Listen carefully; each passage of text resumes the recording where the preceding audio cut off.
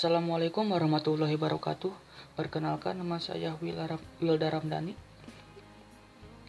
Dalam kesempatan kali ini saya akan mempresentasikan tugas jurnal yang diberikan oleh dosen mata kuliah Hukum Tata Negara dengan judul jurnal yaitu Dinamika Negara Hukum Indonesia antara Prestat dan Rule of Law.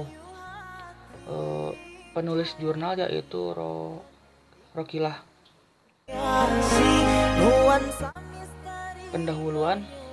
Sistem hukum yang ada di dunia pada dasarnya ada dua kelompok besar, yaitu yang pertama sistem hukum Eropa kontinental, Civil Law System. Sistem hukum Eropa kontinental Civil Law System yang dianut di negara Eropa daratan seperti Jerman, Belanda, Perancis, Italia, Amerika Latin, Jepang, Thailand, dan Indonesia. Sistem hukum Eropa kontinental atau Civil Law System ini mengutamakan hukum tertulis, yaitu peraturan perundang-undangan sebagai dasar utama sistem hukumnya.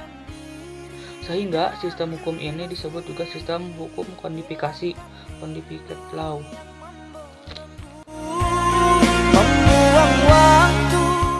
Yang kedua yaitu sistem hukum Anglo-Sakon. Sistem hukum Anglo-Sakon atau Common Law System ini berkembang dari Inggris menyebar ke negara-negara Amerika Serikat, Kanada, Amerika Utara, dan Australia. Dalam sistem ini, sumber utama adalah keputusan hakim atau pengadilan atau jurisprudensi. Putusan hakim mewujudkan kepastian hukum. Melalui putusan hakim dan prinsip dan kaidah hukum dibentuk dan mengikat umum.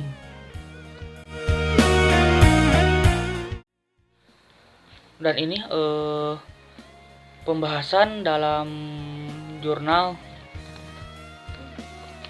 Yang pertama, jurnal ini membahas tentang konsep negara hukum di Indonesia. Konsep negara hukum Indonesia berbeda dengan konsep negara hukum yang dianut oleh kelompok Anglo-Sakon dan Eropa kontinental. Karena pada kedua kelompok tersebut, konsep negara hukum didasarkan pada paham liberal individualistis. Sedangkan negara hukum Indonesia didasarkan pada pandangan hidupnya, yaitu Pancasila. Perbedaan lainnya terletak pada masalah kedudukan individu terhadap masyarakat dan hak serta kewajiban individu terhadap masyarakat. Dalam konsep negara hukum Anglo-Sakon dan Eropa kontinental diberikan porsi kebebasan individu sangat besar. Sedangkan di Indonesia berdasarkan pandangan hidup dan latar belakang sejarah, maka peranan negara cukup besar terhadap kepentingan rakyatnya. Hal itu dituangkan dalam pembukaan Undang-Undang Dasar 1945 alinea keempat.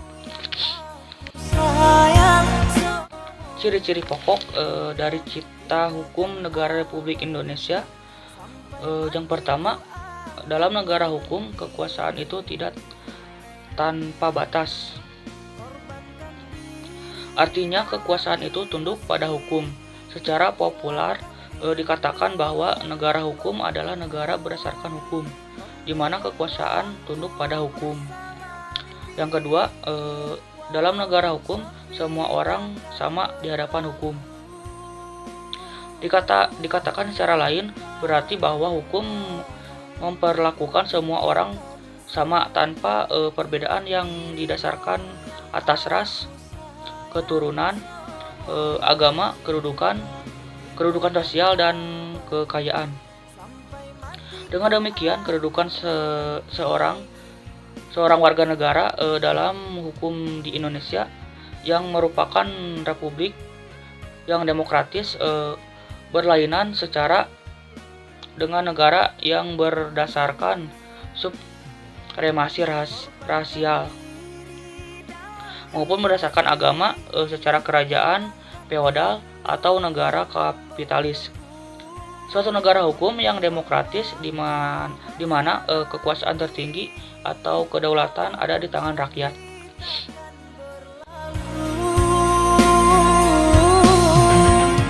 Pembahasan kedua dalam jurnal ini yaitu membahas tentang hubungan negara hukum dengan demokrasi. Konsep negara hukum erat kaitannya dengan konsep negara demokrasi. Kedua konsep itu saling isi mengisi dan merupakan prasyarat dari satu terhadap yang lainnya.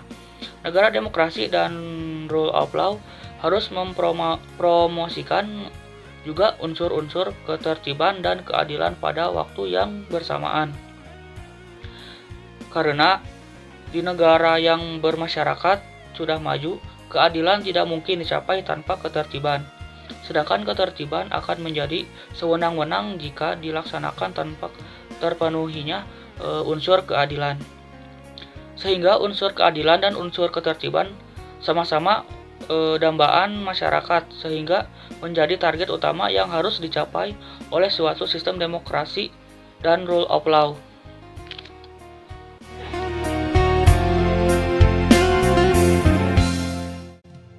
Sekian dari saya, mohon maaf bila masih banyak kekurangan. Wabillahi taufiq wal hidayah. Wassalamualaikum warahmatullahi wabarakatuh.